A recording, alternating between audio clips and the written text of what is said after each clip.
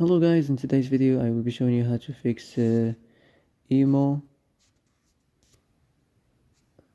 login problem. So the answer is easy. Just go to the settings and then scroll down to the apps section and then go to the search and search emo and then go to the storage, and here you will find this clear cache option. Click on it.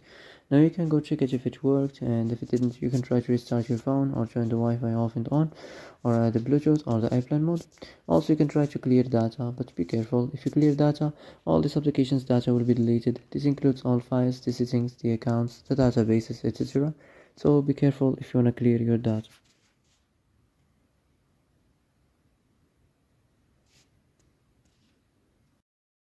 And that's it for today's video.